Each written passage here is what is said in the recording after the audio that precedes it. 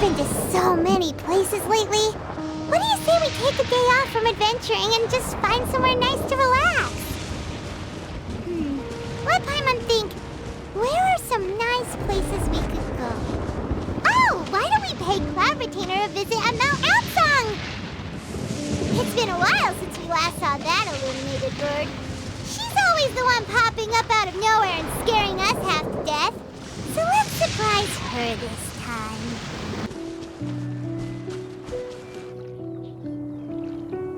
Here we are, right outside her place. Do you still remember the first time we came here? We even brought offerings and everything.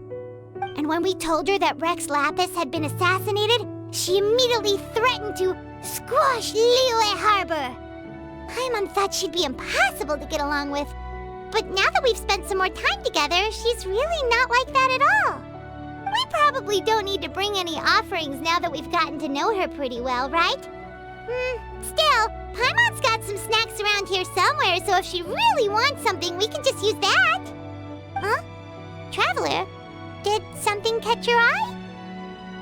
Whoa, what a pretty lady! Is she also here to visit Cloud Retainer? Yeah, you're right. All it takes is one look and you can tell she's someone special.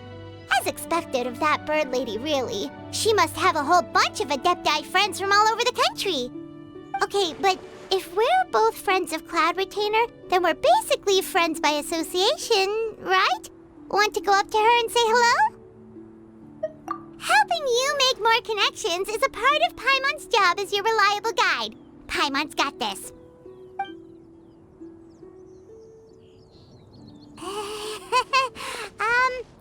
Hello?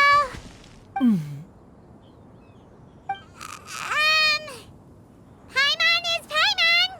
And this is the Traveler.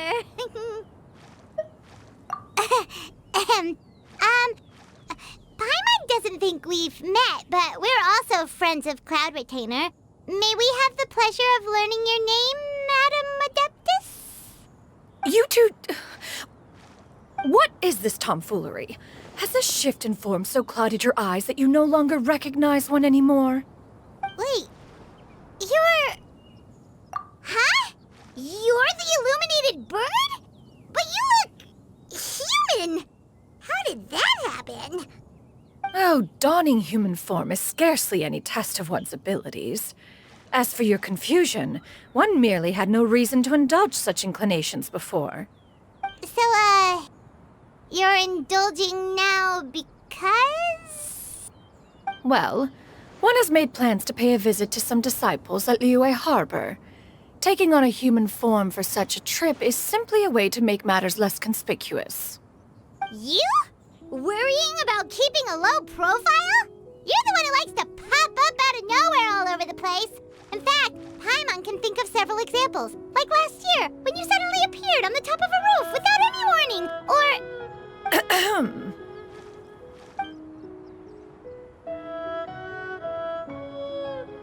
Hey, didn't we agree not to bring that up unless she asked?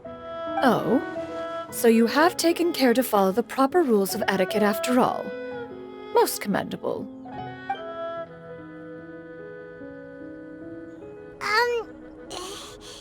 Well, this is all Paimon's got. You don't mind, right? One has never found oneself lacking in basic comforts. On the contrary, it is the gesture that one values above all else. So long as you've shown proper respect and consideration, the quantity or quality of the gift is but a trivial matter. That kinda makes Paimon feel a little guilty for trying to keep them for herself. Anyway, where were we before you reminded Paimon about the gifts?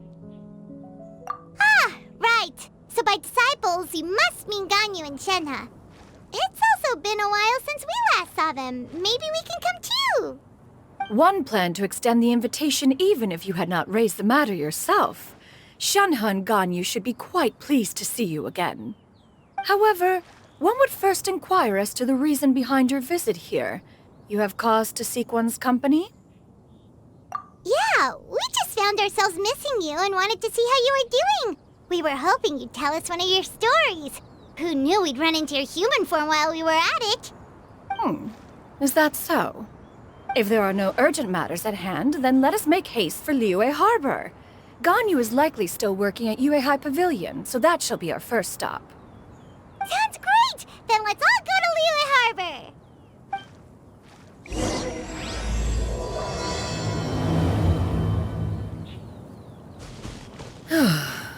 Ganyu has been quite busy with work as of late. One can count on one talon the number of times she returns to Mount Outsong each year. Shenhe has also secured employment recently. In her correspondence with me, she wrote that she shall have no need to return for the foreseeable future. Do they think one was so easily mollified? One shall investigate everything with one's own eyes and decide for oneself if their living conditions are satisfactory.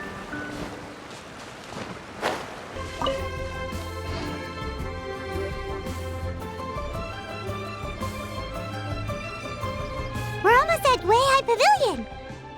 Hey, do you think Ganyu will be shocked to see Cloud Retainer like this? Guess we have no idea if Shenhe and Ganyu have ever seen her in this form before. Wait, where did she go? Why are you just standing there, Cloud Retainer? Quietly now. One shall stay here. You two can go and meet with her. But why? Isn't it better if we all go together? If one were to proudly proclaim one's presence, Ganyu would surely profess herself otherwise unoccupied and drop everything to attend to one's visit. One fears that would only result in her staying up all night to make up for lost time. One does not wish to trouble her. Conversing vicariously via you two shall suffice. Do remember to inquire as to her recent well-being. Again, do not mention one's presence here. Fair enough. Makes sense. All right, then, we'll just pass on your regards and... Cloud Retainer? Oh, busted. Is that lady someone you know, Miss Ganyu? She is indeed. I'm sorry, Huixin, but could we delay the upcoming meeting for a little bit? I believe my schedule today is quite full. Although, perhaps I could move some work to later in the evening. Oh, not to worry, Miss Ganyu. I'll make the necessary arrangements right away. Thank you, Huixin.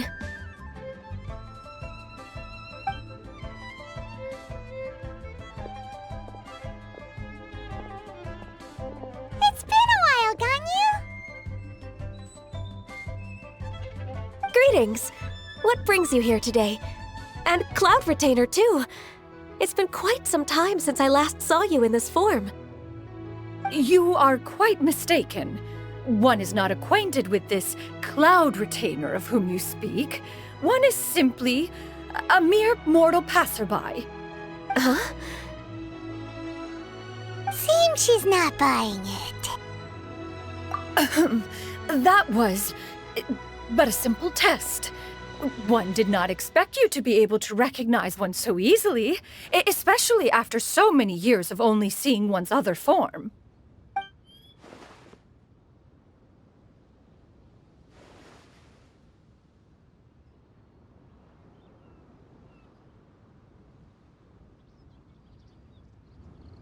But recognizing you is, my responsibility as your disciple.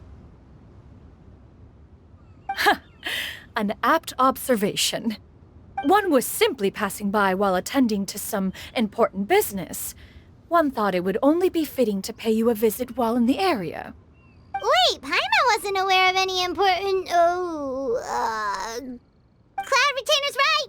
We've still got something super important to do, so we can't stay here for too long today. Oh, is that so? But it's been so long since we last saw each other. One simply desired to see you and had no intention of interrupting your work. A quick conversation should suffice for today. A more involved reunion should wait until you find yourself less occupied. I understand. That should be fine. While one acknowledges the amount of work that you have to deal with every day, one must also remind you to rest. Though Adepti blood flows through your veins, excessive exhaustion will still cause grave harm to your body. It still makes one nostalgic to see you as you are now, respected and independent. When you were young, you oft begged one to cuddle you to sleep when you suffered from nightmares. Cloud Retainer! Stop! If you insist. We are running short on time regardless, so one will refrain from going into each and every story. Why don't you continue your conversation? One shall simply stand by and listen. Wow, you've been to so many new places since the last time we spoke. If you ever need anything, please just come find me at Yuehai Pavilion. Also, forgive me for my presumptuousness, Cloud Retainer, but if you plan to continue appearing in this form, don't you think it'd be helpful to adopt a human name? A human name? Huh. You raise a valid point. Considering the sheer extent of one's renown, Cloud Retainer is surely too recognizable as a name. You really think so? Not that you're not famous or anything, but that famous? You presume to know the extent of one's illustrious achievements. One would hardly think such a thing to be possible. Nevertheless, Ganyu's advice cannot be ignored. From this point on, when in public occasions, be sure to refer to one as Xianyun. Xianyun? I assume that's a reference to the full record of Pristine Pavilion. An Adeptus of years past would rise with the clouds and rest with the moon. They were enlightened and wise, free and unfettered. The writer referenced Master's name to describe her carefree and spontaneous nature. Oh, that sounds super cool! Paimon feels like only the most powerful of Adepti could rise with the clouds and rest with the moon. Actually, those lines were originally written to describe Cloud Retainer herself. Huh? Wait, so you're really that powerful? And what of it? Did you truly take one to be nothing more than a bird of bigger than average size? Not exactly. To be fair, Cloud Retainer rarely speaks of her past accomplishments. The tales of her past can only be found in ancient texts. It is said that once, a long, long time ago, there was a severe drought in Liyue. Left with no choice, many people left their homes, while others spent day and night praying to the Adepti. Although I did not live through such tragedy, simply reading about it is enough to gain a visceral understanding of all the pain and desperation during that time. On top of the drought, a noxious gas also began to spread through the land. If not for Cloud Retainer's efforts, much of Liyue would be nothing more than a barren wasteland today. The books had this to say about what happened. Upon arrival, the Adeptus borrowed the wind to retain the clouds. Immediately, the clouds gathered together, and abundant rain burst forth from the heavens. Drought and plague were both driven away, and the people were saved. Wow, that's incredible! Mortal records add embellishments to dramatize past events. One did merely what one ought, and even if one had not interceded, the other Adepti would surely have stepped in to help. Even so, you stopped an entire drought! Can you really control the weather like the book said? Oh, Paimon suddenly has a lot more respect for you. So it was Paimon's bad for calling you Illuminated Bird before. You're not too mad, are you? How laughable. A name is but a simple label we carry with us on our journey through the world.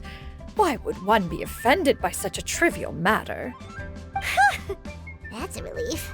In that case, Paimon will continue to call you whatever feels right in the moment. Well, that is quite enough ancient history for now. Ganyu, have you had word from Shenhe? One has heard that she procured a job recently. Have you any thoughts on her workplace? And what, pray tell, of her monthly remuneration? Moreover, does she find herself overly inundated with work? Is she allowed time off during Lantern Rite? That is a lot of questions. There is no cause for concern, Cloud Retainer. I introduced Shenhe to her employer personally. Wanmin Restaurant's business has been booming recently. So, with Chef Mao being swamped with customers, and Xiangling still off and out in search of new recipes, I introduced Shenhe to staff the restaurant. I see. Most excellent indeed. One has had the pleasure of being introduced to that family. Xiangling is kind and astute, while her father is loyal and reliable. One has no cause to believe that they will make Shenhe's work difficult. Now, it is almost time to partake in the victuals of noon. One shall visit Wanmin Restaurant in person and see how Shenhe is doing. Huh? But didn't you just say that you had something important to do? Can that wait until after we've eaten? You may return to your work, Ganyu. One shall see to this matter on one's own. There will be many an occasion to dine together in the future. One is certain the opportunity shall present itself most readily. Of course, Cloud Retainer. Please take care. Traveler, Paimon, I'll see you some other time. See you around, Ganyu! Whew! Paimon was pretty quick on the uptake there, don't you think? As soon as you mentioned important business to attend to, Paimon realized that you were just looking to cut the conversation short and not take too much of Ganyu's time. Is Paimon right? No, in fact, it was not an excuse. One is indeed visiting Liyue Harbor for an important purpose. Wait, for real? The moment is not yet upon us. Still, the truth will be revealed to you in time. Huh. She really seems to be playing up the whole mysterious Adeptus thing right now. Is it because we just heard that cool story about her powers?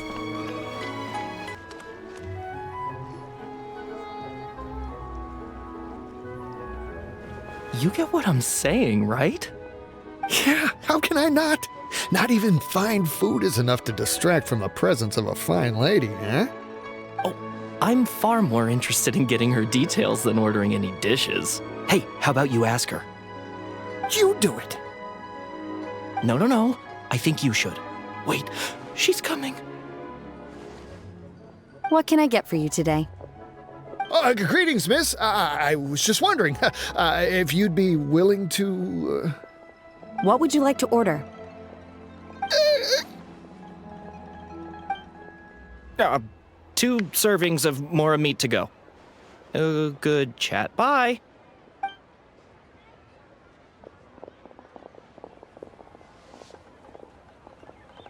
Shenhe!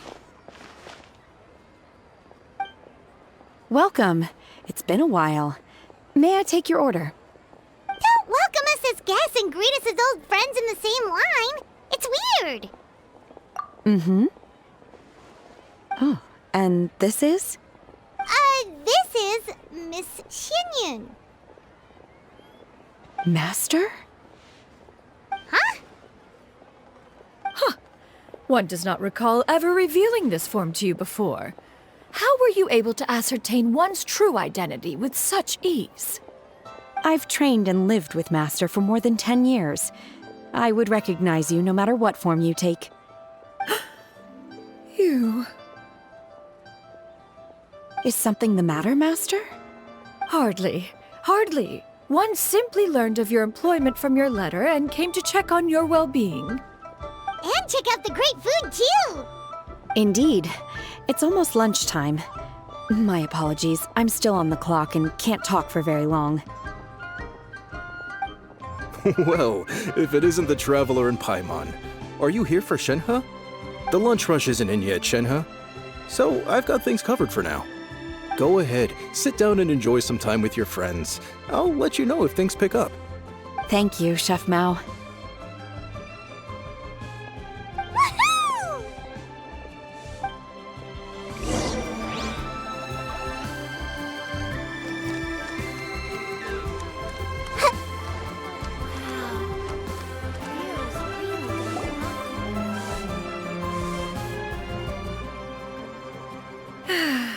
It is just as one expected.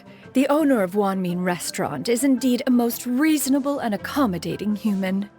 Still, the work here entails dealing with quite a varied group of people. Has this been difficult for you, Shenhe? It's been manageable so far. I sometimes run into strange people, but I have figured out a way to deal with them. Seems like you've been making progress. So by dealing with them, you mean... First, I try to talk sense into them. If that doesn't work, I threaten them with violence.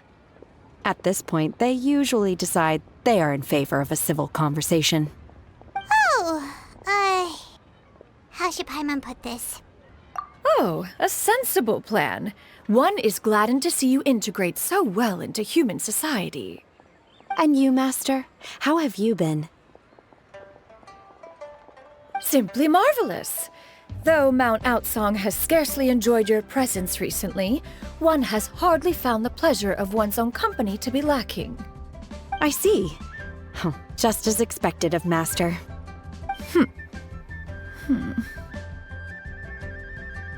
I have missed Master quite a bit too. Even though work has been busy lately, I've already had a conversation with Chef Mao about taking some time off soon to visit Master. Oh, you did? Do make note of such matters in your letters in the future. There's hardly a need to keep one in suspense. Whoa, her mood shot up just like that. By the way, Master, since you are in Liyue Harbor, have you had the chance to visit Ganyu? Indeed. She is similarly preoccupied with her work. There was time only to exchange a few simple pleasantries. Ganyu told us the story of Cloud Retainer's name. It was amazing. We never knew how powerful she was before. I see. In that case, allow me to also share a story about Master's past. Oh? Is that a problem, Master? I believe this to be a good topic of conversation. No, not a problem. One was simply caught off guard. But no matter. Please, proceed. One is most curious to see how much of one's own conversational prowess you possess. Master once participated in a race against Mooncarver. After Mooncarver lost, he insisted that Master's ability to fly gave her a natural edge in such a contest. In response, Master agreed to forego flying in return for being able to use one of her devices in the race. Mooncarver accepted, only to find Master with a brand new device on the day of the contest. Huh, what kind of device was it? It was a mechanical vehicle made out of iron. What was it called again? Oh, an electro-powered bicycle? Oh, you refer to the bicyclical Thunder Flashmobile. One spent 49 days conceptualizing and crafting it. It need only be infused with adeptal energy, and it can cover thousands of miles in one day. Oh, it boggles the mind why Mooncarver ever supposed he might best me in a contest of locomotion. Though he sprinted with all his might, he could barely keep up. Alas, the one flaw of my mechanism lay in its weakness against mountainous terrain. One was thwarted mere seconds from victory, when it was thrown off course and failed to make it across the final stretch. Truly a most unfortunate turn of events. Anyway, do go on, Shenhe. Master, that was the end of that story. Is that so? With you gone, one has seldom felt the desire to call upon those old fossils for another contest. What is a race without spectators, after all? Have you been lonely, Master? Lonely? At one's age, entire human generations come and go in the blink of an eye. Even one's own self-directed musings can span several days and nights. 'Tis a most foreign sentiment. The mere mention of it is preposterous.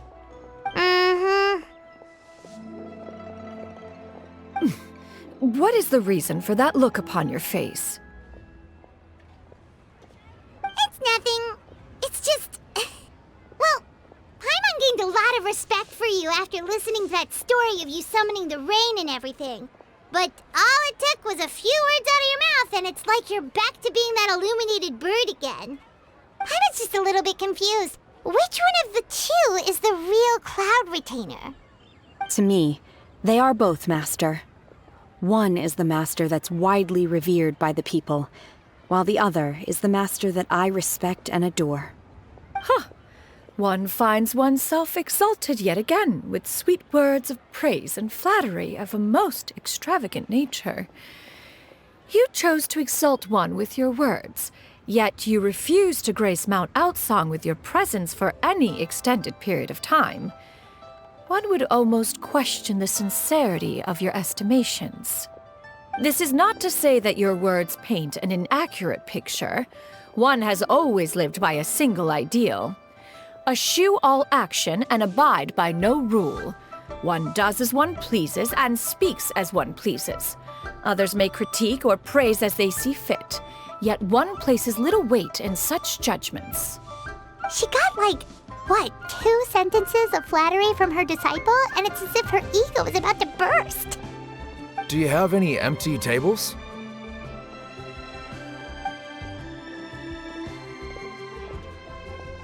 Hey there, could we get another fish stew?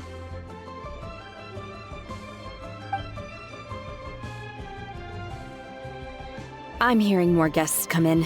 I should get back to work. Alright, good luck with the lunchtime rush, Shenhe. Mm-hmm.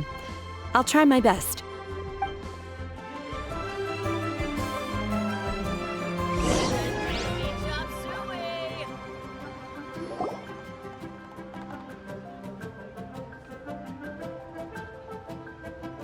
So much yummy food! Paimon's gonna feast!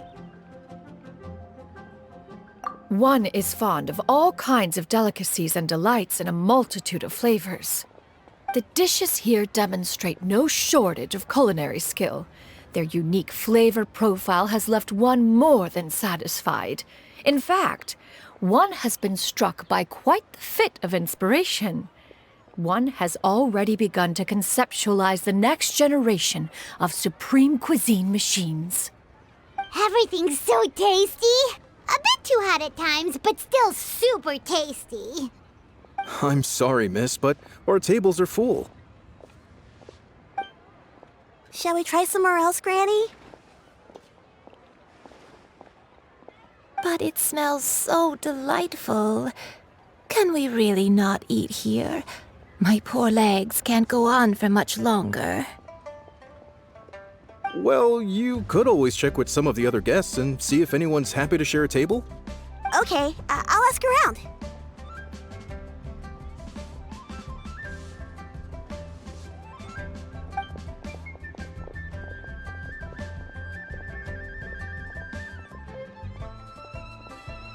Excuse me.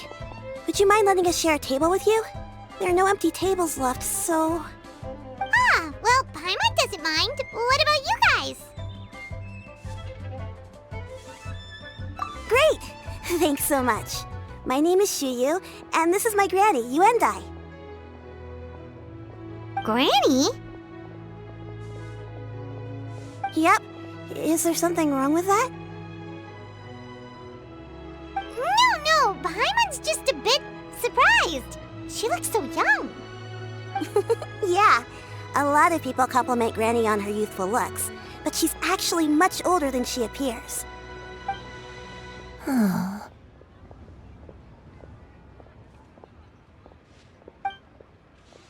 Granny, why don't you take a seat? Come on, it's not polite to stare. Huh. Have we met before? No.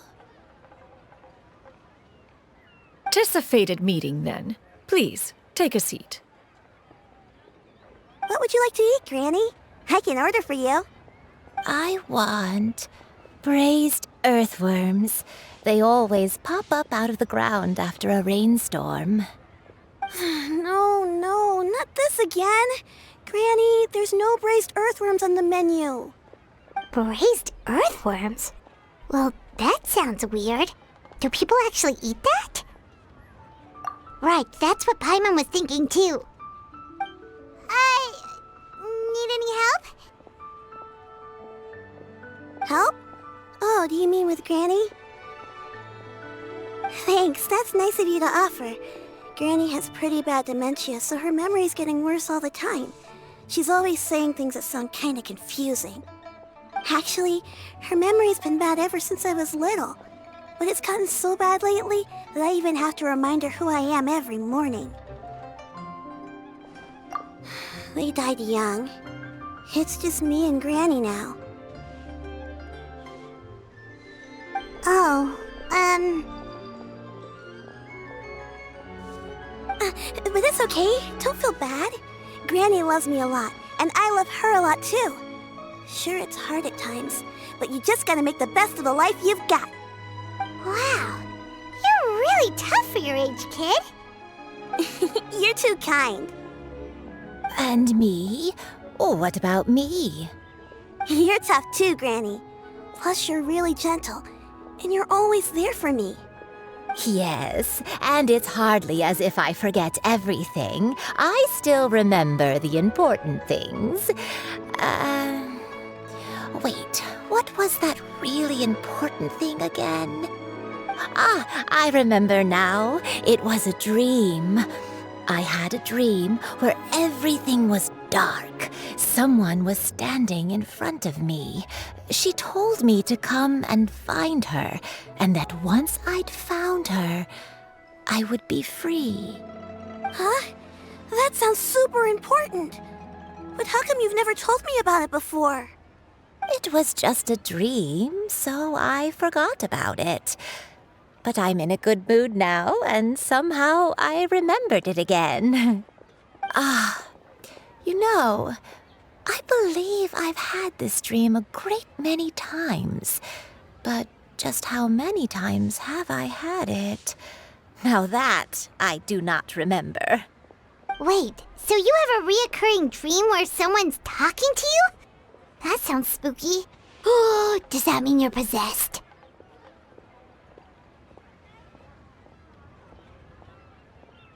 Unlikely. Her eyes are clear and her breathing remains calm and level. One sees no signs of possession. Are you sure? Who do you take me for? Is one not an adept? Am I not an expert? Huh, you're right. Paimon almost forgot you're the expert. In that case, do you still remember what the person in your dreams looked like, Granny? Not anymore. Although, I have a sense that she looked rather like me. But not as I am now. My younger self. A younger version of Granny? This is just getting weirder and weirder. What is going on here? As one said, fate must have brought us together. You may leave the situation to me. Are you sure? So, what are your names? Paimon's Paimon. Just Xianyun is fine. Thank you all so much for offering to help. But first, I'm sorry for asking, but, how do you want us to pay you back? Oh, we don't need any payment for this. Thank you so much. You're welcome. But Miss Xianyun, what exactly can we do to help out this Granny? All we have to go off is that dream. Where do we start? That is elementary. Since her dreams portray her younger self, then we shall retrace the steps of her youth. Once we have revisited those places, her memories will likely return. Sounds like a plan. So, Granny, do you remember which places you went to when you were young? Why, of course I do. The heavens above, the earth below, the wispy clouds, and the emerald mountain streams. Okay, taking that as a no. I might have an idea. Once, when I was really little, my dad told me that Granny used to be a martial artist heroine who saved loads of people from a disaster.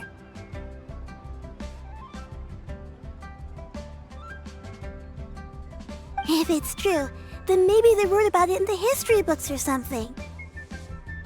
A martial arts heroine? Oh! Xingqiu knows tons about Liyue's chivalric traditions. If anyone knows about the heroes of the past, it's him. Let's go find him at the Feiyun Commerce Guild. Are you leaving already? But I'm still hungry. I'll go order some food, Granny. If there's nothing on the menu you especially want, I'll just get a few different things. It seems we must part ways for now. The Traveler and Paimon are bound for the Feiyun Commerce Guild, while Yuendai and Xiuyu shall remain here and partake of their lunch. As for myself, I have matters to discuss with Streetward Rambler. Streetward Rambler?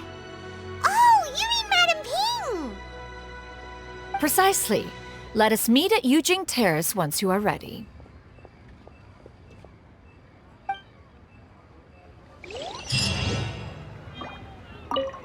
The food is unbelievable. Today is my treat. Where are you going, Granny? Don't you like the food? Fresh milk. I need to buy you some fresh milk. Milk? Why? You need to drink milk before eating, or the spicy food will make you cry. Hush, little one. Don't cry. Granny, you're forgetting things again. I'm not a little baby anymore. I can eat spicy food now. Even the super spicy dishes, like their fish stew. I can eat 2 whole bowls, no problem. Wonderful. Oh, wonderful. My darling granddaughter is all grown up. Today is my treat. I should get paid in another few days. Shall we take the opportunity to go out and have some fun? This is one of our busiest periods in the year. Things should calm down a little in another few days. I sure am glad to have Shenhe now. There's no way I'd have been able to cope this year all by myself.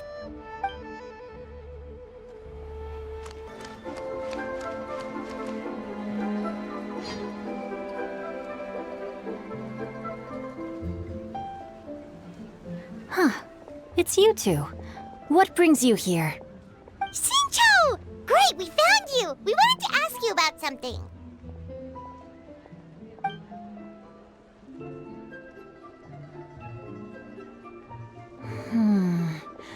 That's not a whole lot of information to go off of. I don't know if I can say for sure. I can't pinpoint her identity from your description alone, but considering her age, I am reminded of a nameless heroine who's been featured in various chivalric novels. Nameless heroine? That's right. The novels often speak of a great drought from 50 years ago. As the people suffered, a nameless heroine appeared and began to clear away evil spirits and bandit camps. The people idolized her, but never learned her name. All they knew was that she always acted alone. Later, though, she supposedly fell in love with a similarly noble-minded exorcist from Mount Tianheng.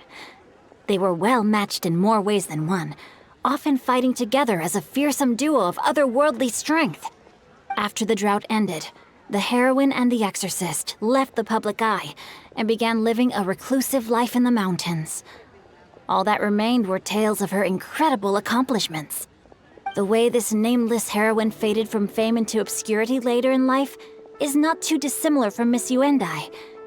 I hope that's somewhat helpful. Thanks a lot, Xingqiu. We knew it'd be worth talking to you. It's nothing at all.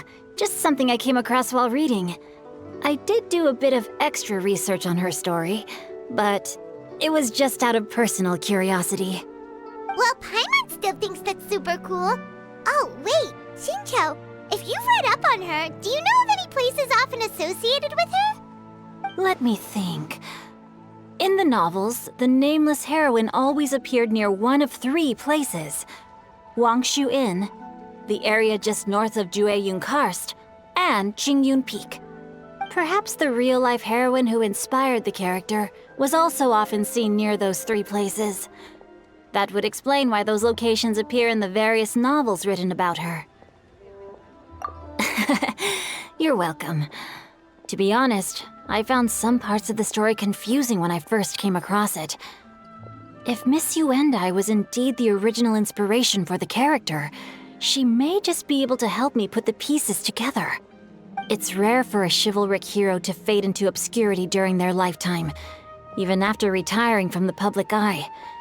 But no one ever saw or heard from the nameless heroine again. There were even rumors that she became extremely ill. I've never understood why someone would go to such lengths to erase themselves from public memory. It's almost as if she was trying to hide from something. There's probably far more to the story than what's been written. We'll be sure to tell you if we manage to uncover the truth. That's a deal.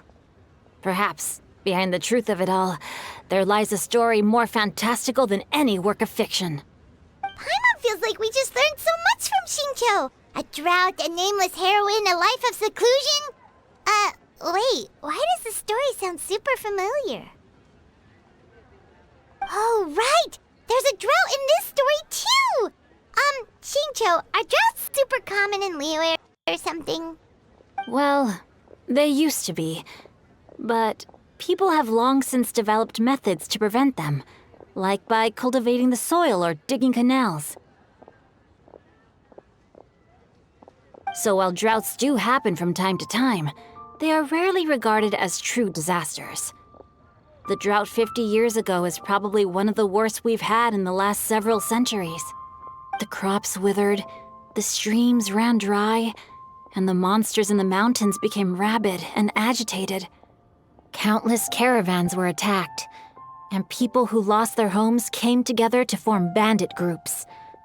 What started as a natural disaster soon became a human tragedy as well. That sounds awful. Yeah, and that's exactly why the nameless heroine was so beloved. She must have been someone of true integrity, to do so much for the people while asking nothing in return. Still, as terrible as that drought was, it was nothing compared to the truly calamitous disasters that befell this land in ancient times. They say that back in those days, disasters were both more severe and more common. Only the strongest of Adepti could hope to dispel the ruin and devastation. Do you have any other questions? We're good for now. We're just going to head back and meet up with Miss Xianyun and the others again. Paimon hopes that Granny Yuendai will be able to remember more of her past. She used to be a great hero who saved many people. So sad that she can't recall any of it. Anyway, we'll be off now. See you some other time, Xingqiu. Thank you so much for your help. It's no problem at all. Safe travels.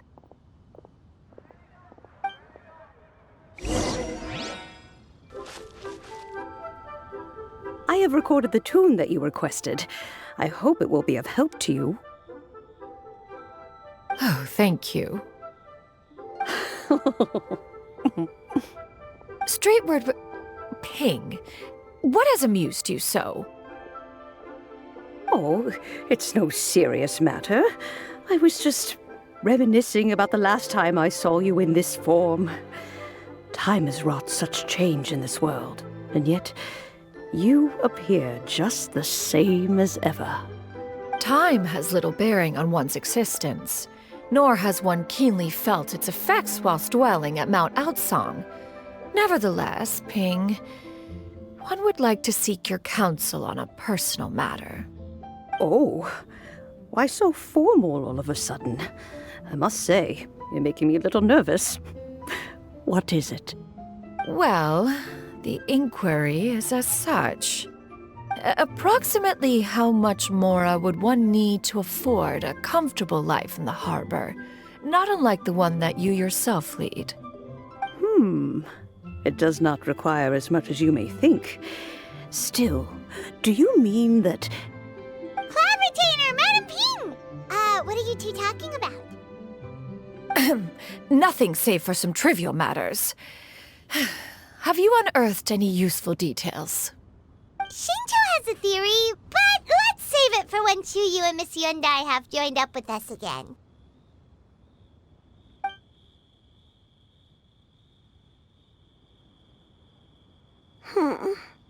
Do not be troubled, young lady. Here, have some tea. Thank you so much. What do you think, Xianyun? Does it match up with what you know of your granny? According to the story, the nameless heroine eventually fell in love with an exorcist from Mount Tianheng. Maybe that's my grandpa. I don't have many memories of him, but there was this one time I found a box in our attic full of a bunch of weird sigils. I think so too. Granny might remember something once she's returned to a familiar place. What marvelous tea. I can taste the dew's sweetness in this cup. It's as if I was taking a stroll in the mountains, thoroughly one with nature and at peace. Is that so? Then please drink as much as you like. There's no need to hurry. At our age, it's always nice to slow down and take the time to appreciate pleasant conversation among friends. Thank you. Okay, since we have the time, can I ask you something? Sure thing. What would you like to know? I have a secret I want to tell you. Let's go talk over there.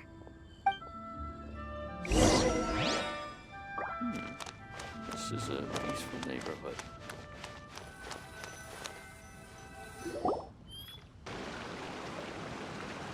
What's wrong, Xianyun? Well, I've been kind of meaning to ask ever since we started talking in the restaurant. But are you guys all adepti in disguise? Oh! About that. Well, you guys just seem super special. Plus, I think I might have heard Miss Xianyun call herself an adeptus.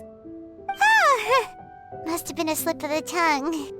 Xianyun, since you were the one who, misspoke, maybe you can explain to Xianyun here what you really meant by that. One is indeed an adeptus. Is that of some concern to you? Huh? I knew it. Well, one time when I was a little kid, I saw a pure white illuminated crane. I had this super high fever, and Granny wasn't around. I was feeling all icky and gross. But then this snowy white crane flew down from the sky. She put me on her back and flew me to her cool Adeptus house and fed me some sort of magic potion. When I woke up, I was already back in my bed and my fever was gone. I really wanted to thank her, but I was too sleepy to stay awake, so I never got the chance. So, I just kind of wanted to ask if maybe any of you have ever met an Adeptus like that? A pure white illuminated crane? The only two we've ever met are blue and white and black and brown. Have you ever met one that's pure white, Clavertina? Never has one met an adeptus with such features. One surmises such a description is but a hyperbolic embellishment that oft results from narrative accounts. That's weird. Was it really just a dream then? Well, even if it was just in my head, it doesn't matter that much anyway. All I really want is to help Granny recover her memories.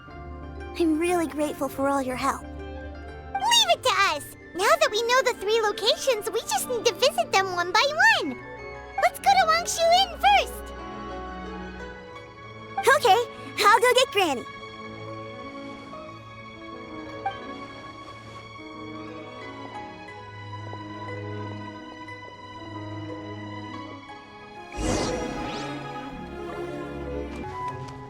Leaving already?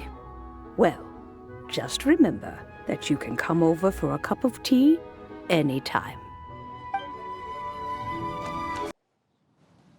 Wangshu Inn. Wangshu Inn. Do you remember this place, Granny? Yes. The fish here is very delicious. And if you look out into the distance, you can always spot a bird that's been left behind by its flock. I believe I used to have a room here. It had a window. Yes, I spent a lot of time looking out that window. Which room was it again? Let me look. I'll come with.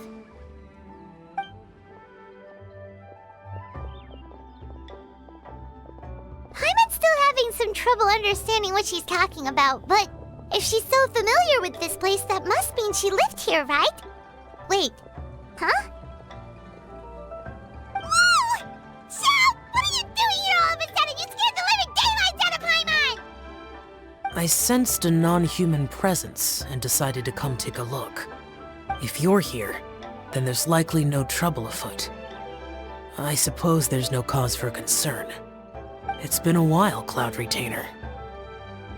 I see you have returned to your previous form.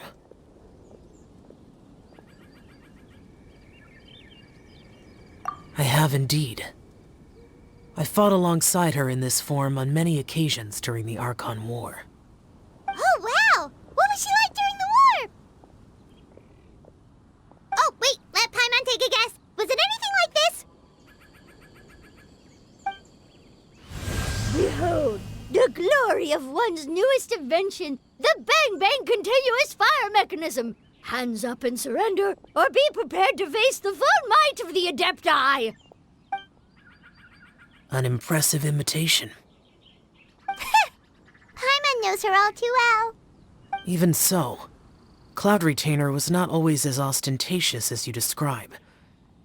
You may be unaware, but her talent with Adepti sigils is just as formidable as her skill in mechanics. The Archon War reached its peak after Guizhong's death.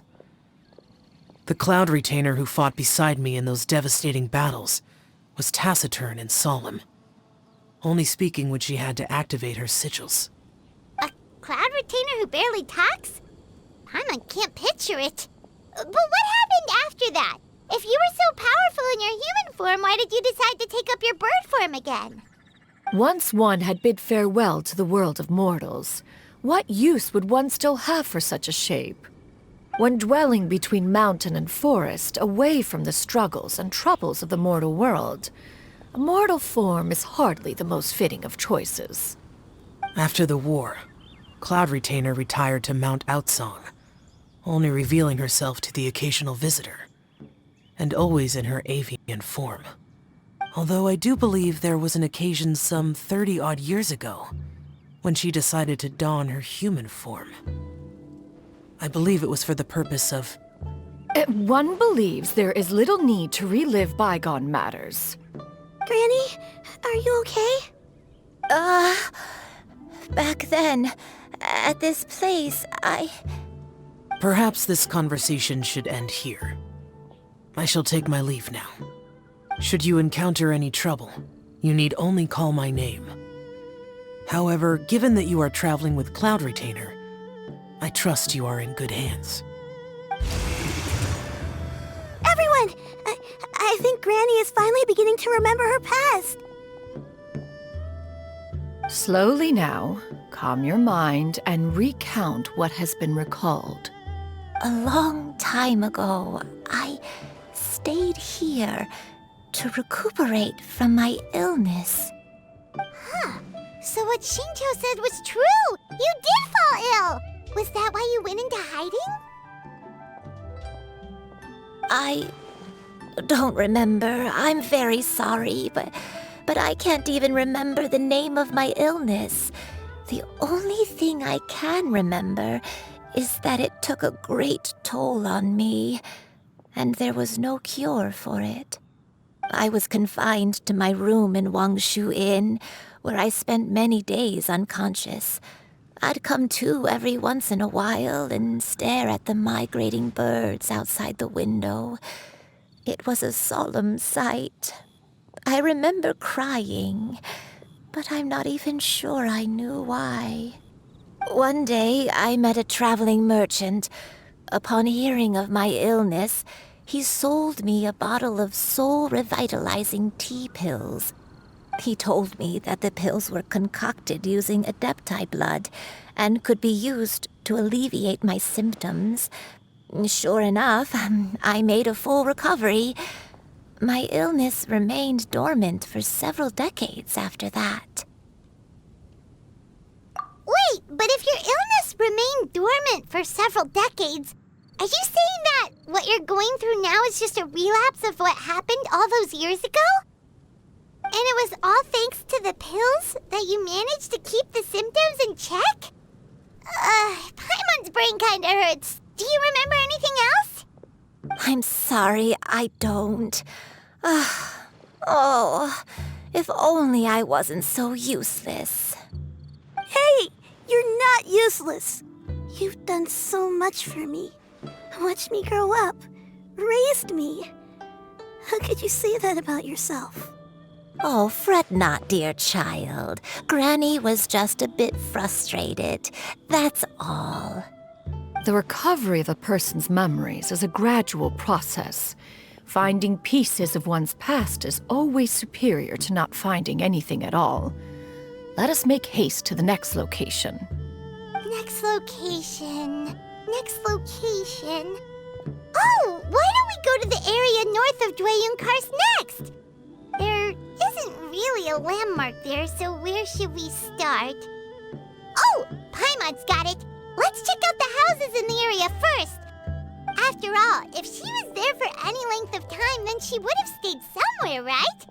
Oh, Paimon's really got her thinking cap on today. At this rate, we'll recover all of Granny Wendai's memories in no time. Whoa, why are there so many treasure hoarders here? Guess it's time to round up some bad guys.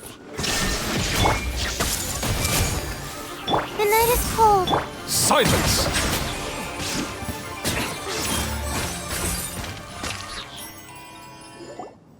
Do you remember anything about this place, Granny Wendai? Let me think. I feel like I've been here before. But I don't think I stayed here too long. I might have just rested here briefly before continuing on my way. Got it. That's okay. There are still plenty of other places we can check.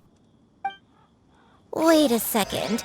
If I remember correctly, I believe I brought... Ah, yes. I brought some sweet snacks with me. Go on, take some. You need to eat a lot if you want to grow big and strong. Oh, thank you. Then Paimon will help herself.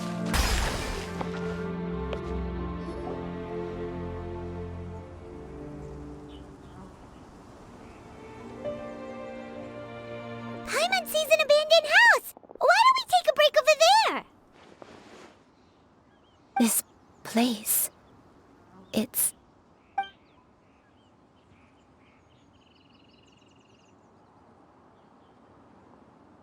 Did you remember something, Granny? I remember. Xianyun. This is where your father was born. It was a moonless night. I had been injured, so your grandpa was supporting me. We fled together with some being in the fog behind us in hot pursuit.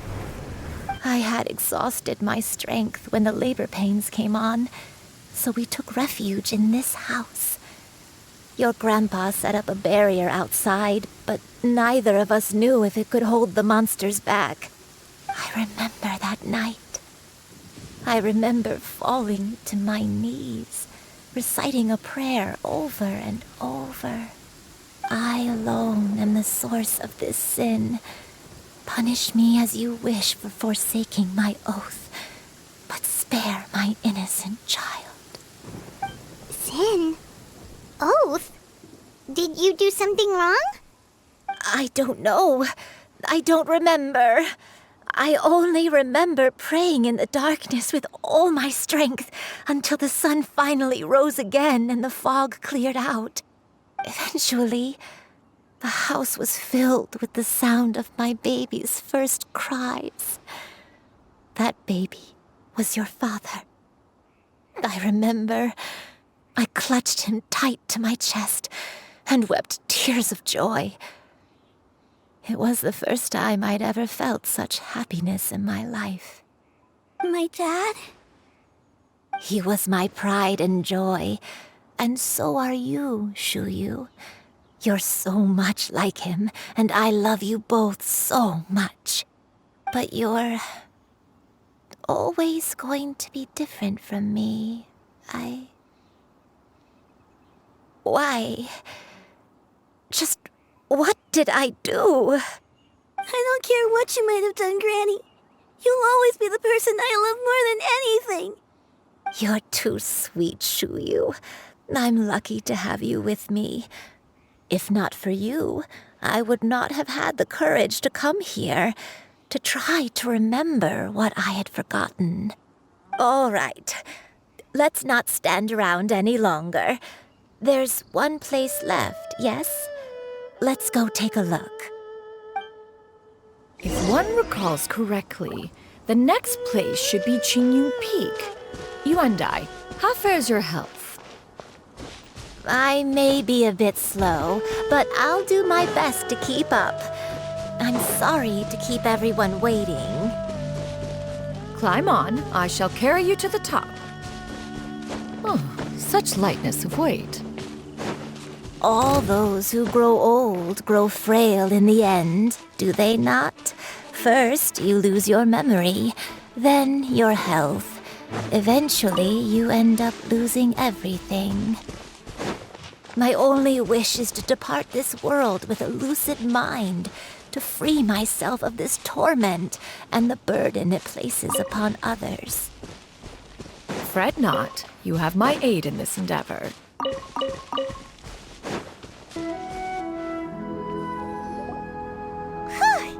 We're finally here. Does this place feel familiar to you, Granny Yuandai? Let me see.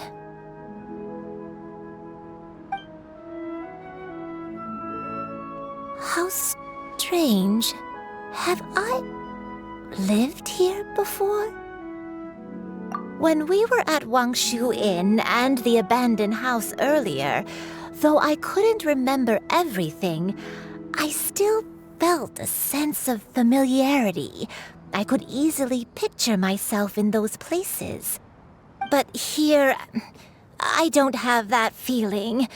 Perhaps I did come here in the past, but it just didn't leave a strong impression on me. But did the stories get it wrong then? Yeah, that's true. But they're also the only thing we have to go off of. Paimon was hoping this place would jog Granny Yuandai's memory just like the others. I'm sorry to disappoint you two. It's all right. We're not going to give up yet. We'll figure something else out. Just you wait. Thank you. If only I could remember. Huh? That way. What's that mountain? Oh, let Paimon look! Huh? Isn't that Mount Outsang? Looks like we've come full circle. Mount Outsang. Mount Outsang. Granny, are you okay? Don't push yourself, Granny. It's okay if you can't remember. You shouldn't do something that makes you sad. Mount Outsang, What am I really? Mount Outsang holds some familiarity to you? It does, but I can't go back. Are you feeling unwell? My head, it feels all heavy and dizzy. What is wrong with me? Cloud, Miss Xianyun, is there anything you can do? Let us go to Mount Outsang. But... Fret not, all will be well. You and I, you have already given more than enough to the pursuit of this endeavor. You may leave the rest to me. I've prepared something that can aid you in suppressing the fear in your heart and restoring your lost memories. It currently resides at Mount Outsong. Wait, really? When did you do that? I never leave anything to chance. All will reveal itself when we arrive.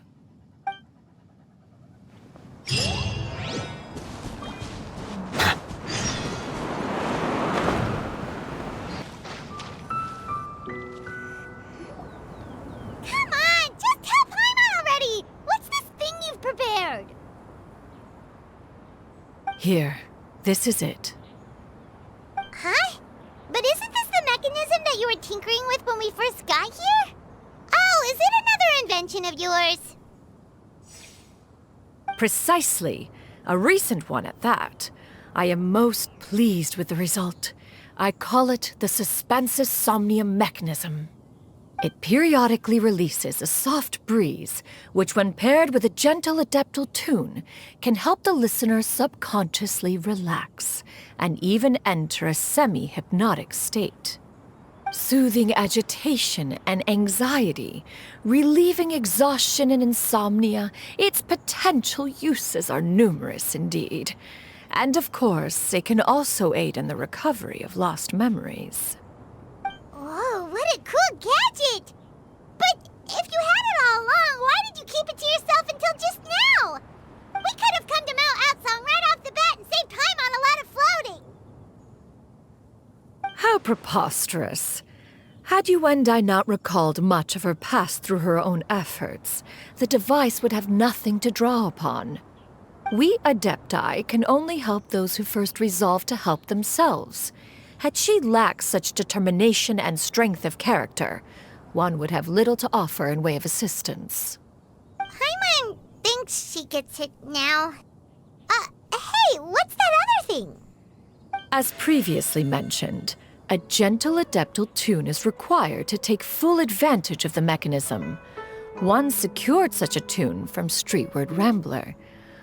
Only with her melodies can the mechanism reach its peak power. Whoa, Paimon can feel what you mean.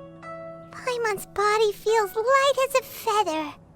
It's as if she's lying down on a warm patch of grass after a super satisfying meal. And you, Yuendai, is the mechanism helping you to relax? It appears she has already succumbed to the depths of reverie. Come, join one on this side. We shall give her some time to herself.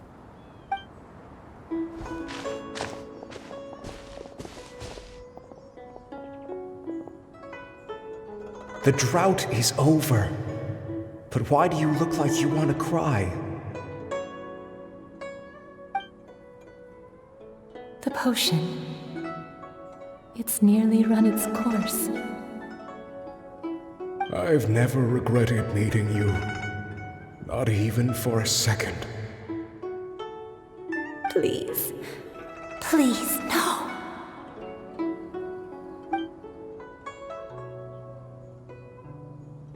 Have you forgotten? This is the world you left behind. One of gentle breeze and morning dew, perfectly straddled betwixt the realms of heaven and earth. This is your home. This is where you belong. You should have never left. The you of the past, the me from not that long ago, we should have never.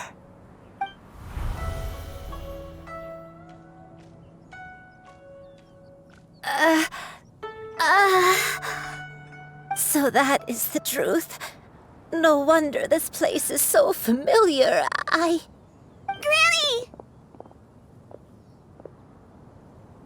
Granny, are you okay? Cloud Retainer.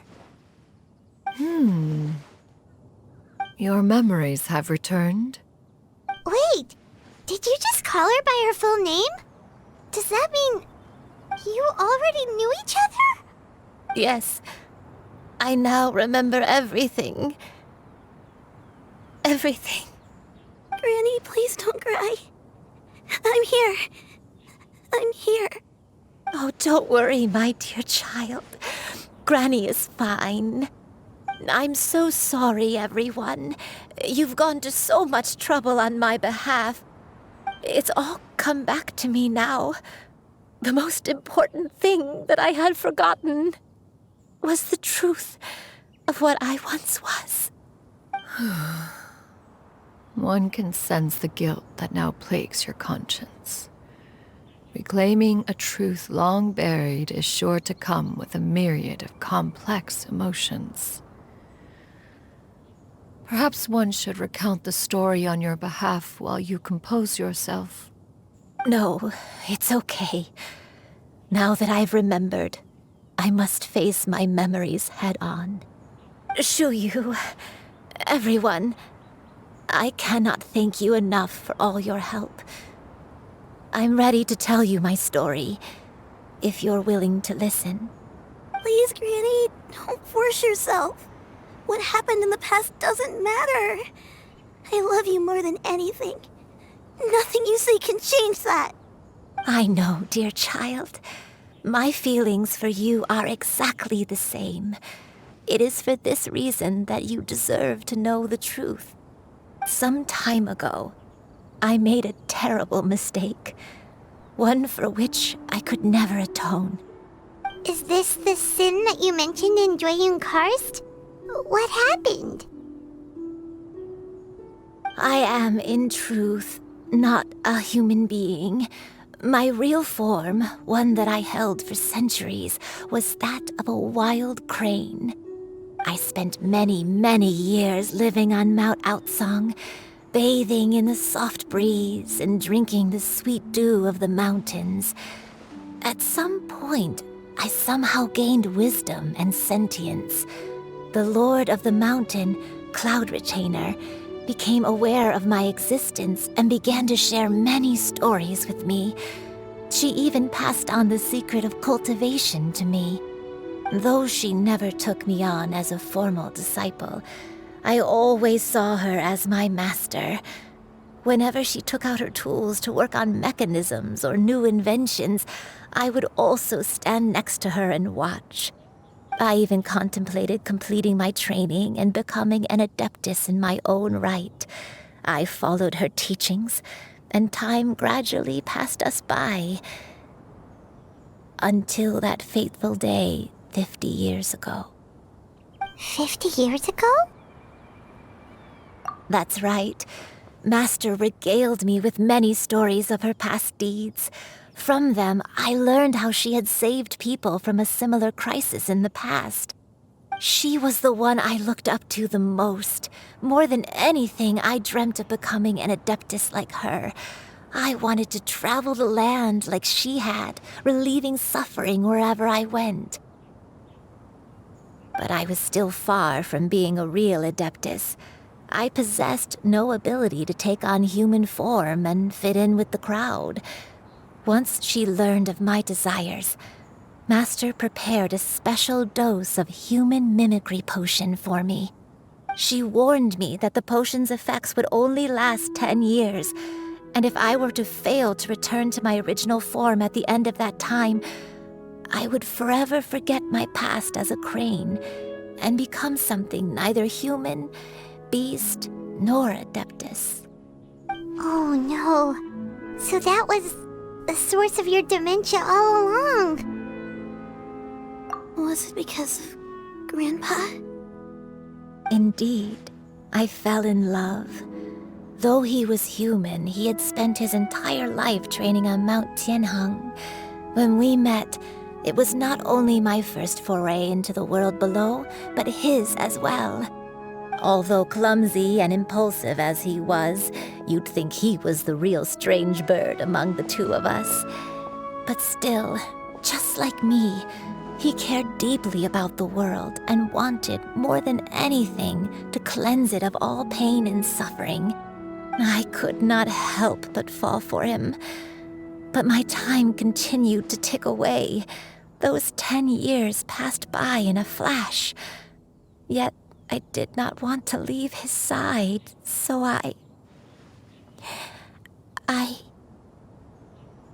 Oh no, what happened next? I committed an offense. I wanted to stay with him, even if it meant living a life full of pain and suffering, even if it meant that I would eventually turn into a monstrosity. I knew I had betrayed Master's hopes, but I was too ashamed to face her. So I wrote her a long letter instead and asked someone to leave it outside her abode. I was convinced that she would not support my decision, and I lacked the courage to speak to her face to face. In my shame, I fled and tried to hide from the world, such that no one would be able to find me again. But that was only the beginning of my troubles. I began to suffer from a strange illness. My memories became hazy and confused, and I could no longer keep myself awake. I understood that my pain was caused by my refusal to return to the life I was fated to lead. Along with my memories as a crane, I soon forgot the true cause of my suffering as well. I knew only that I had committed a sin. All I could do was pray for forgiveness, even if I had long forgotten what needed to be forgiven. Looking back, I was beyond lucky to have come across that traveling merchant at Wangshu Inn. It was such a fortunate coincidence that we were there at the same time. If it weren't for those soul-revitalizing tea pills, I probably would have... Granny, what's wrong? Coincidence? Why did I ever think it was a coincidence? Tea pills concocted using the blood of an adeptus? No, it couldn't be. Master, don't tell me. Back then, that merchant was actually... Human custom would dictate the conferral of gifts to be in order when one's progeny is wedded, would it not? Consider the pills a symbol of one's best wishes. So when I tried to conceal my name and mistakes from the world and hide myself away in perpetuity, the only person I managed to deceive was myself. You knew where I was all along. One still remembers when you were but a fledgling. You possessed a certain fondness for a particular game. You would hide yourself among a group of wild cranes and ask one to pick you out from among the flock. One found you with such ease every time. 'Tis a truth most evident. One always recognizes one's own, no matter what form they may take. Wait! Paimon's confused! So, Cloud Retainer, you found Yuendai again? But how? When? And what happened after that? Perhaps it is now time for one to recount the rest of the tale.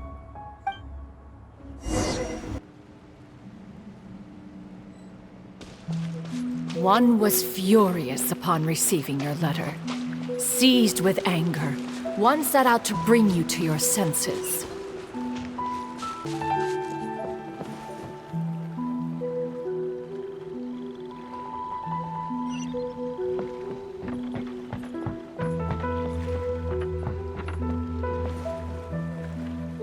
In truth, one had more than a few misgivings about your chosen partner. As an exorcist, his talent was lacking. One could hardly say his skill with sigils was any better. But soon, one came to appreciate the devotion he bestowed upon you during your illness. He never uttered a complaint and rarely left your side. Unwilling to begrudge someone of such character, one decided to overlook his aforementioned deficiencies, glaring though they may have been. Wishing to grant you a life without regrets, one gathered many divine ingredients and used one's own blood to create a form of medicine. Though imperfect, it managed to suppress the more dire effects of your illness. As for how to deliver the medicine, after much contemplation, one eventually decided to perform the deed oneself. One took great care to alter one's features, and select the appropriate attire. Only after meticulous scrutiny did one finally set out for Wangshu Inn. As one expected, you were most ignorant of one's true identity. You showed not even the slightest inkling of recognition. One was quite torn. Should one have celebrated the success of one's disguise, or mourn the loss of your acquaintance?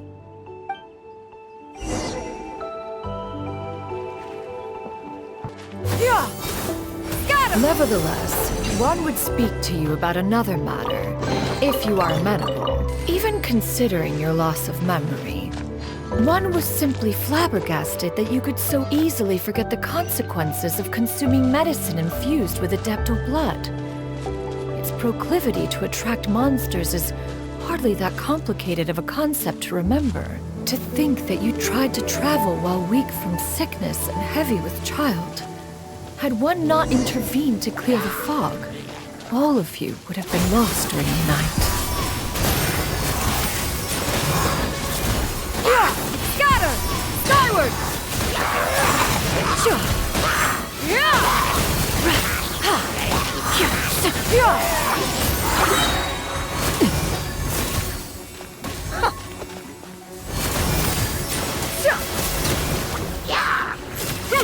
Make way for the Adeptus!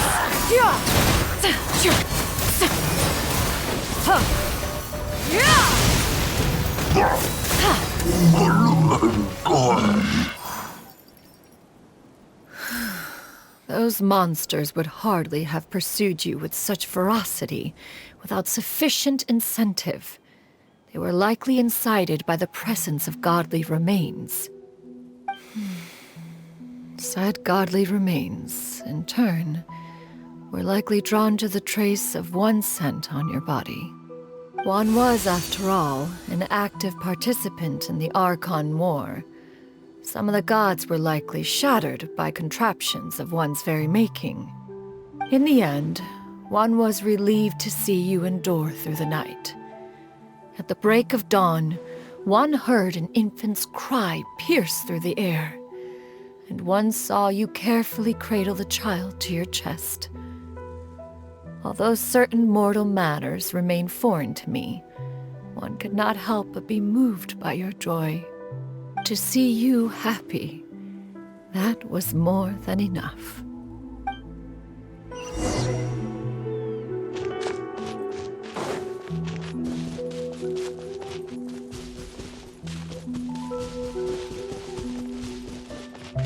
Now you should have a complete understanding of the events. Wait, but if that's true, then the crane who took care of me when I was sick must also be... Ah, one had almost neglected to recount the absurdities of that tale.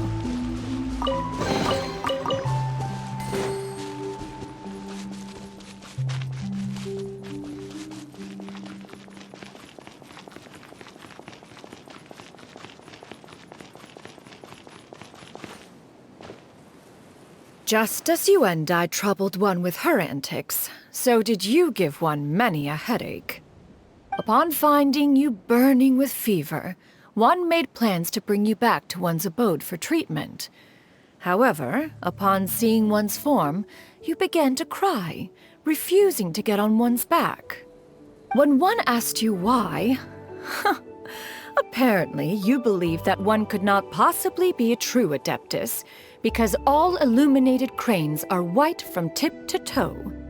One had no choice but to apply powder to one's body to conceal the variegated nature of one's appearance. You became more than amenable enough when one stood before you devoid of any other coloring. It bears mentioning, however, that as a crane, Yuendai was nearly entirely pure white in color. Though you had never encountered her in that form, you still recognize the essence of her being. Perhaps fate brought you two together in more ways than one. Now all has been revealed. One owes you an apology, you and I. One recognized you upon your very entrance into Wanmin Restaurant. One has always viewed you as a disciple of equal standing with Ganyu and Shenhe. Indeed, one wished to bring your story to a satisfactory end with this visit to Liyue Harbor. Still, one could not reveal your identity right away. Had one simply informed you of all you had lost, all those cherished memories would merely have become the fictionalized account of another. Memories are most meaningful when recalled by those who lived through them. Would you not agree? Even if the process was painful and arduous to experience. Have you any further inquiries? Master, I must ask. If you found me all those years ago, why did you leave me be, even though you knew about my mistake? Why did you not bring me back to Mount Outsong by force? One has never regarded your action as a mistake. It was a simple choice, nothing more. When it is time for one's progeny to leave the nest, it is the responsibility of an elder to let them fly free. Yet, when your wings grow weary and the night grows dark, just know that you always have a place to which to return. 'Tis a refuge referred to by many a name in mortal writing. Home, nest, haven. Whatever its denomination may be, its essence remains quite unchanged. One speaks, of course, of a place not unlike one's own abode. One's disciples are free to come and go as they wish, yet the door remains forever open to those who wish to return. One rather hopes you count yourself among them. Thank you. Thank you so much. You and I. One expects you too have sensed the rapid deterioration of your condition as of late. Have you not? 40 years ago, you chose a path without a future. Though one used one's own blood to provide you with a few decades of extra time, it merely delayed the inevitable. One may have extended the path, yet one was unable to alter its final destination. Even the power of an adeptus has its limits. Had your condition continued to deteriorate, you would have forgotten your life as a human entirely. In the end, you would have turned into a creature lacking in the ability to even comprehend its own monstrousness. Fortunately, you were able to avoid that scenario by reclaiming your memories. Though one sped the process along by providing some guidance, the result is entirely a reflection of your own effort. So, what's gonna happen to Granny? One will help her reclaim her original form as a wild crane. If it be fated, she may recover her sentience one day. She's gotta go back to being a regular crane, huh? Master, you've already done more than enough for me. I don't know how I could possibly repay your kindness. This is a better result than I could have ever hoped for. How much time do I have left? Not long. The transformation is imminent. Granny? Please don't leave, okay? You're all I have left. Please. Don't be sad, dear child. Granny has led a wonderful life. My only regret is having to leave you behind. Don't forget to eat well, okay? A growing young lady like yourself needs lots of good food to grow big and strong. Promise Granny you'll take good care of yourself when I'm gone. I promise, Granny. I'll do whatever you say. Good girl, good girl. Don't worry. It's not goodbye forever. Granny's gonna become the most formidable crane in all of Mount Outsong.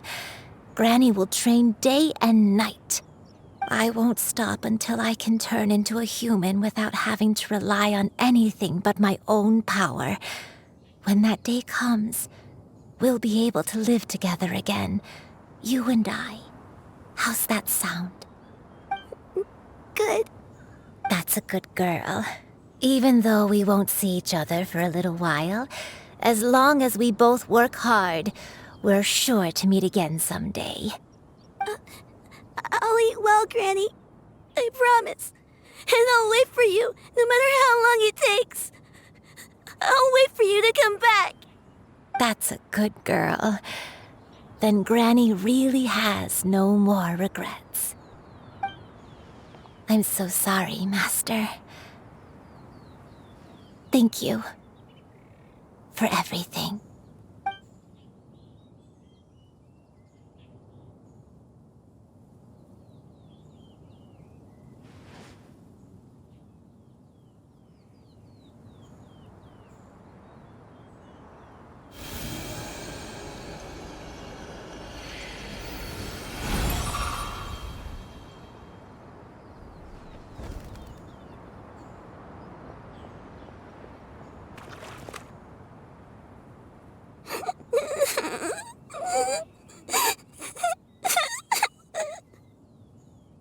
Xianyun. Let her be. At her age, crying is a natural, if not fitting, response to such an event.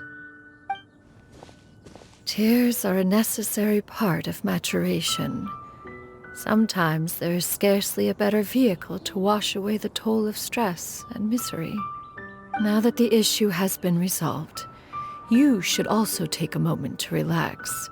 Give yourself some time to rest. Take a nap if you must. One will wake you in due time.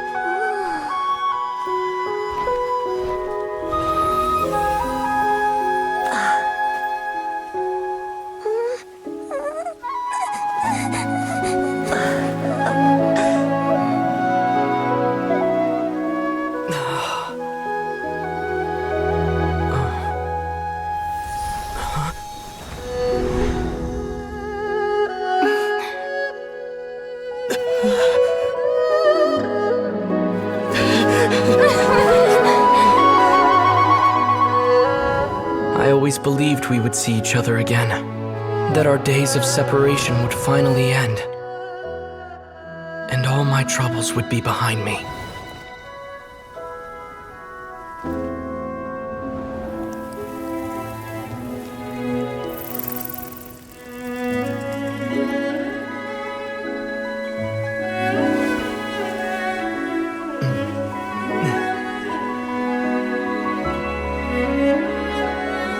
If only things could stay this way forever.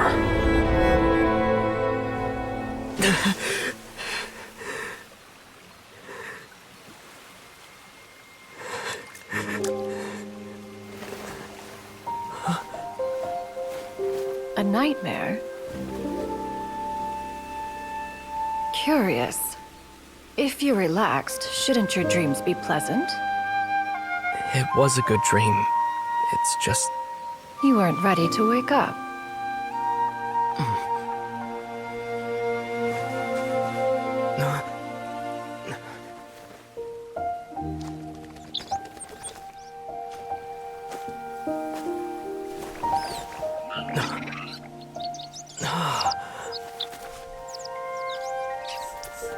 Eloquent as one may be, words of comfort are not one's strong suit. You are doing all you can. One can see your strength of will, your fearlessness in the face of danger. And so, whatever your dream may be, one believes that you shall achieve it. Of course, whenever the perils you face overwhelm you, or you become weary, one is always here for you.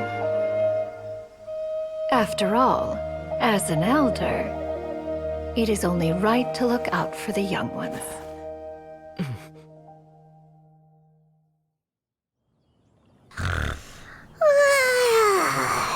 Grilled chicken drumsticks. Huh?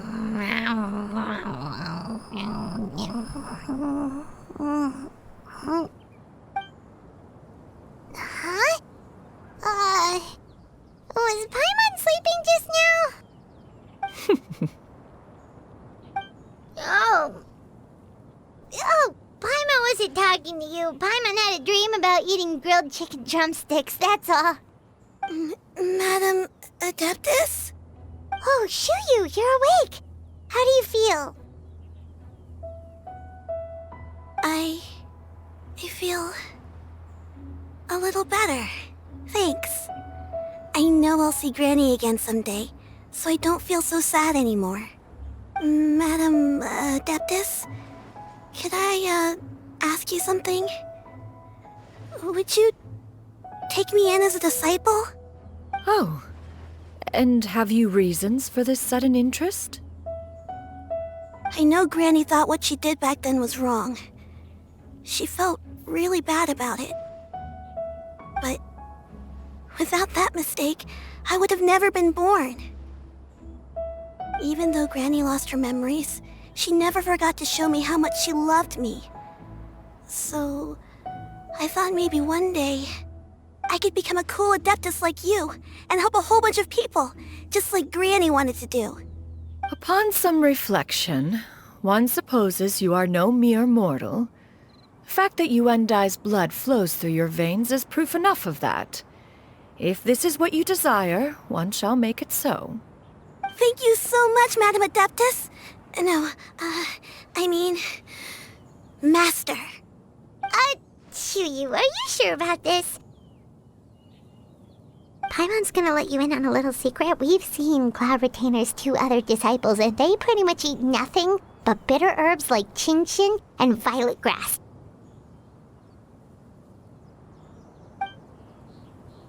If you join them, you'll never enjoy Wanmin Restaurant's delicious cooking ever again.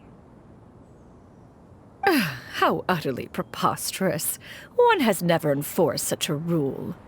Every individual must find their own path to enlightenment. So long as one retains a pureness of spirit, one's dietary proclivities are quite irrelevant. Well, you say that, but Paimon's not seeing any tasty treats up here now, is she? Although Mount Outsong is rich in natural beauty, its location does preclude access to certain finer mortal comforts. That is precisely why one plans to relocate to Liyue Harbor. Shu Yu shall have the honor of becoming one's first disciple in the human world. Whoa, you're leaving Mount Outsong?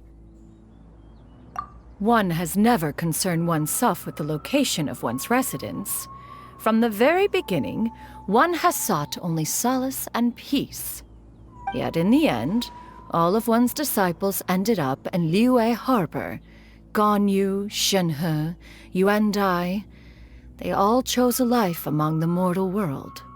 One has reflected on this fact for many years now.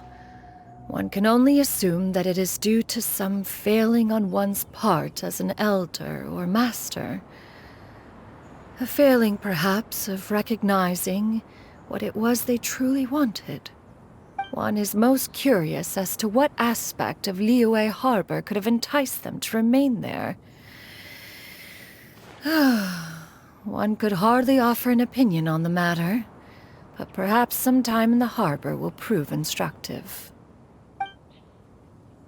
Why are you all so silent? Paimon is, just a bit shocked, that's all. So, does this mean we can grab a meal together in Liyue Harbor sometime?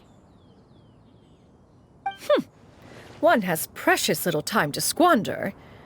However, if one finds oneself otherwise unoccupied, one would not be opposed to the idea. One will be assuming the identity of a human while residing in Liyue Harbor. You should take care to avoid disclosing one's true identity. Don't worry, we'll help you keep it a secret. So, when can we expect to start seeing you in the city? Perhaps in 2 days' time. One has some matters to see to before one's departure. Preparation is the key to success, after all. One plans to put up various items from one's collection for sale.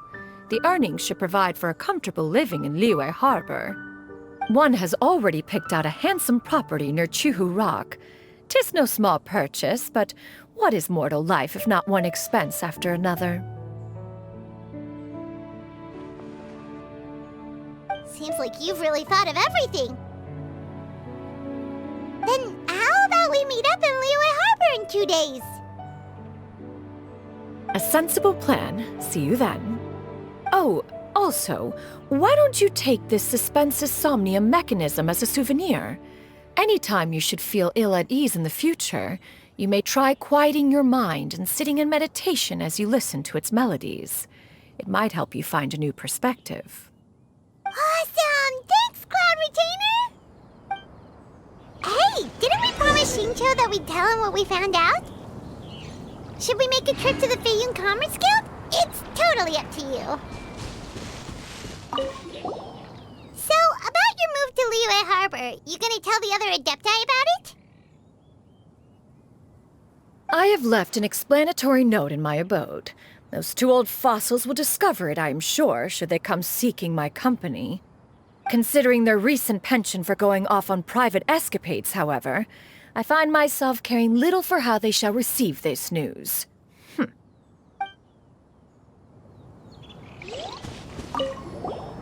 By the way, Xianyun, we have a friend who helped us learn a lot of information about your granny. Is it okay if we tell him the full story? Sure, I don't think Granny would mind. As long as you don't tell a whole bunch of people. I don't think she'd want too many people to know. They might go to Mount Outsong and start bugging her about it. Granny needs to focus on her training, you know? But telling a friend or two is probably fine. No worries, our friend can keep a secret.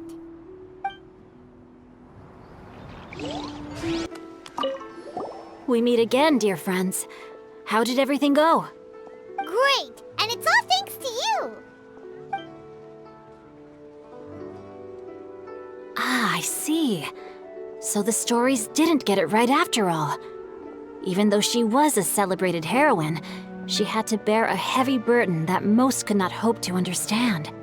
Thank goodness for the help of that Adeptus. At least she was able to recover what she had lost.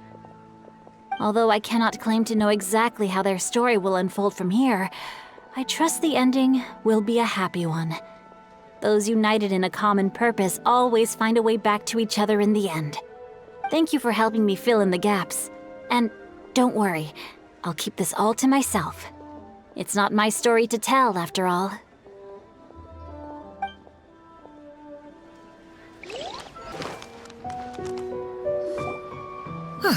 Your concerns are excessive and unfounded. This is but a simple collection of ordinary valuables. Such intense scrutiny is hardly necessary. To be quite honest, your insistence on that fact is my primary cause for concern. In what way are any of these ordinary? Every single item here could be worth more than everything I own combined.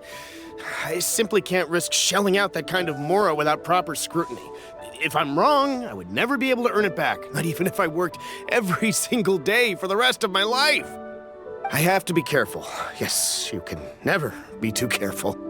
We're here, Cloud. Miss Xianyun, what are you guys arguing about? Ah, perfect timing.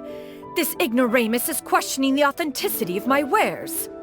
I'll have you know, these items have remained untouched in my personal collection for several hundred years. To question their legitimacy is pure folly. Several hundred years? Indeed. They're family heirlooms, you see, passed down over many generations, as families are wont to do. Yep, they've definitely been around a while. We can vouch for her on that one. Hear that? Had I not found myself in need of Mora, I would scarcely have had the heart to part with them. Indeed, you should consider it an honor to even have the opportunity to behold them with your own eyes. Doubt their authenticity any further, and I may just decide to take them to another buyer. Whoa! Please don't go! I apologize for any insult, miss. You see, I know full well that I lack the knowledge to judge the true worth of these items. If you could wait but a moment, I've hired an expert to appraise them for me. He should be here shortly. An expert, you say? Very well. I will wait for a little while longer, then. Traveler, Paimon, this is my new residence. If you have cause to seek my company in the future, this is where you can find me. Master! Oh, it's you two again. Hello. Xianyun! You got a new outfit! It looks great on you. Mm-hmm. Master made it for me. I like it too. Huh? You know how to make clothes? Do I know how to make clothes? With the support of the proper mechanism, sewing is hardly a challenge. Master, I brought in most of my stuff. There's a few boxes left, but they're kind of heavy, so I just left them outside. Fret not. I shall help you move them into your room. Actually, I should probably sort through my stuff a bit first. Everything's kind of messy right now, so maybe you could, not look yet, Master? Yeah, that'd be great. It appears my young apprentice has her own fair share of secrets. No matter. Do what you must, child. Now, this expert you mentioned, when can we expect their arrival? Soon. Ah, there he is! Here, allow me to make some introductions. This is Mr. Zhongli, a well-respected consultant at Wangshang Funeral Parlor and an expert in all manner of valuables and antiques. Mr. Zhongli, this is Miss Xianyun. She's the one who's looking to sell the collection of valuables I mentioned earlier. Huh. Ah, if it isn't Miss Xianyun. It has been quite some time since our last meeting. What a serendipitous reunion. Indeed, most serendipitous. Have you been faring well as of late, Mr. Zhongli? Quite well, thank you. I was fortunate enough over the past few days to enjoy both a stroll in the mountains and a fresh brew of tea from the most recent harvest. The experiences left me with such insight and peace. Huh.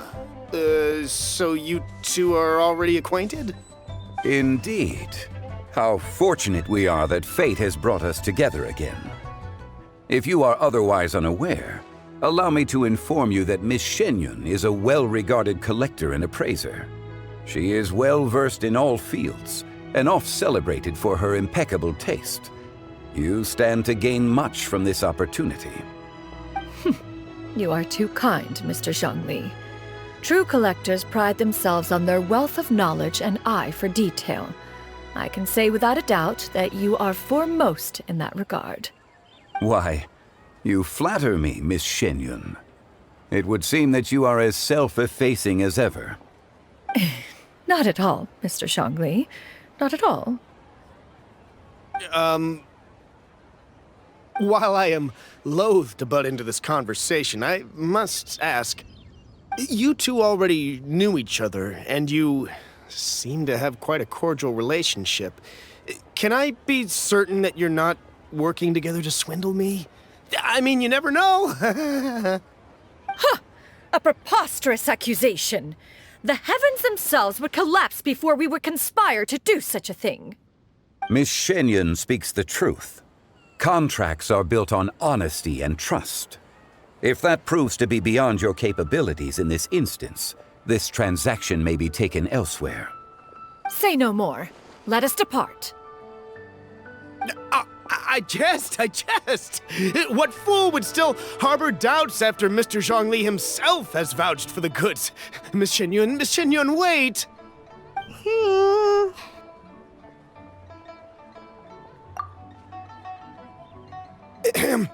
I deeply apologize for doubting you. So, Mr. Zhongli, could you please give me a final verdict on the value of these items? There is no cause for concern. They are indeed rare and precious valuables. Take this mechanism, for instance. Though one may not immediately perceive its purpose, its structure and appearance are exquisite enough to merit it a place in any fine home. The same can be said for this one here. Few could hope to possess an item that so perfectly blends mechanical wonder with geometric grace. I am sure you have heard from your travels that the study of mechanisms is among the most wondrous arts in this world. With that in mind, I earnestly recommend procuring every last item in this collection. All right.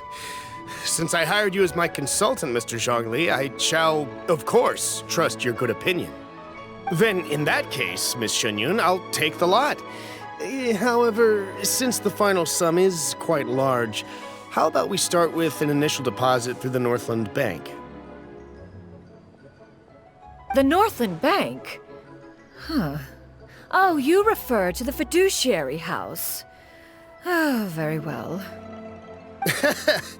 I fear people only use the term bank nowadays. In that case, I'll be off for now. I'll return to collect the goods once you've received the funds.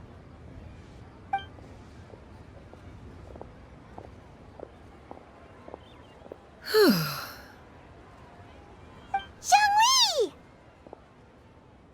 My friends, have you been doing well? We've been great! How about you? Paimon didn't know you were such a busy consultant! My days have been quite pleasant as well. I had been quietly enjoying a cup of tea when Mr. Xiao requested my services. As for you, Miss Xianyun, I presume you must be looking to settle in the city? I must say, the name Xianyun sounds exceedingly strange coming from you. Perhaps you could dispense of that particular epithet in further conversation. Whatever for. Am I not addressing you as a friend should? Well, that is true, but... Alas, refer to me however you will. After all, a name exists such that others may address you with it. One is hardly ignorant of that fact. It would seem that you have gained many valuable insights over the years, Cloud Retainer. One has indeed. One's previous days were all brief. Now that one has made up one's mind to move and settle, one has gained a much better appreciation of the hubbub and commotion of the city, as well as the people's hard work and ardor. This city is much changed from how it was more than 1,000 years ago. Not unlike the ocean tides, so too shall the movement of people ebb and flow. From turmoil to peace, enlightenment to aspiration. Human society possesses limitless potential. In another 1,000 years, the scene we witness here may change in ways that are impossible for either of us to imagine. Alright, that's enough reflection for one day. No need to get all sentimental on us. You make a valid point, Paimon. Now that the sale has concluded, what say one plays the host as we try some specialty dishes together? One must profess great interest in trying bamboo shoot soup. Perhaps you have forgotten, Cloud Retainer, but I once tried my hand at that dish. You were at the table on that occasion, so logic dictates that you should have already tried it.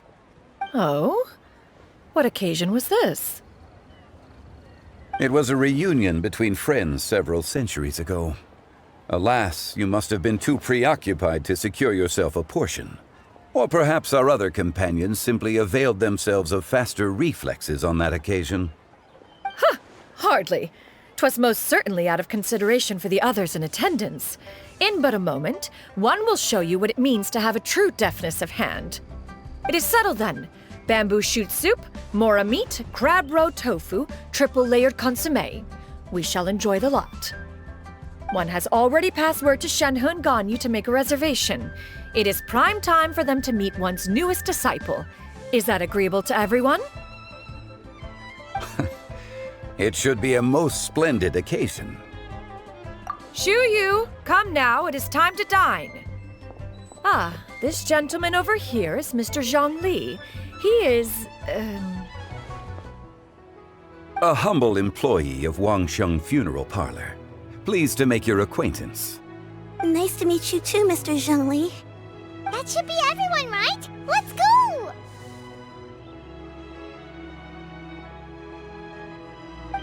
Sounds good. Actually, Master, have you ever tried Adeptus' temptation? I heard it's impossible to stop eating after even just one bite. You know, 'cause it's super tempting and stuff. Is that true? That sounds rather implausible. Although with the right preparation, certain dishes can be too delicious to resist.